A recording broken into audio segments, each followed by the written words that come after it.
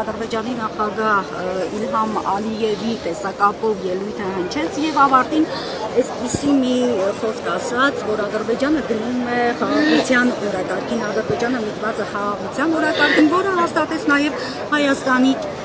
գործընկեր, այսինքն Նիկոլ Փաշինյանը իր խոսքում հաստատել, որ Ադրբեջանը գնում է դեպի խաղաղության, սա Հայաստանի համար ինչ հետևանքներ կարող է ունենալ։ Նախ չկա որևէ բան, որ Ալիևը ասի եւ մերս բանը չկրկնի, ակնհայտ է, որ Ադրբեջանը հիմա ունի Հայաստանում իր դրածոյին, իր ենթակային, իր առաջ խոնարհվածին եւ Ադրբեջանի բոլոր պահանջները, նախապայմանները սա հլու հնազանդ կատարում։ Ադրբեջանը կարող է, Ալիևը կարող է ասել գնում է խաղաղության, որտեղ Ադրբեջանի պահանջները չեն ավարտվել, Ադրբեջանը Հայաստանը պահում է ուղղակի պատանդի վիճակում, ինչ-որ պատանդի վիճակում է պահում Արցախի ռազմաքաղաքական ղեկավարությանը, մեր միջգերիներին, մեր ինքնիշխան տարածքի Նիկոլի ասած ինքնիշխան տարածքի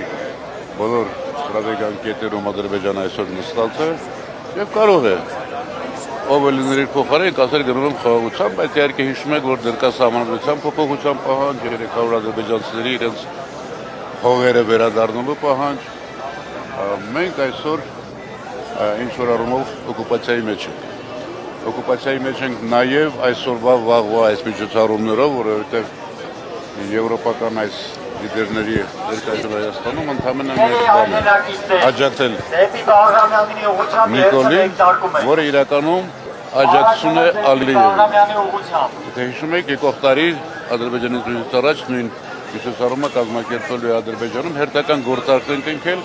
Ալիևը համաձայնվել է, որ այստեղ անցկացվի, որպեսզի Նիկոլը վերարտադրելու շանս ունենա, որը արդեն 0-ի է մոտենում, եւ բնականաբար Նիկոլն էլ աջակցել է, որ հաջորդ տարի նրանք գնան Ադրբեջան Ալիևին աջակցելու։ Այս զույգը սինխրոն համատեղ աշխատում են մեր ժողովրդի, մեր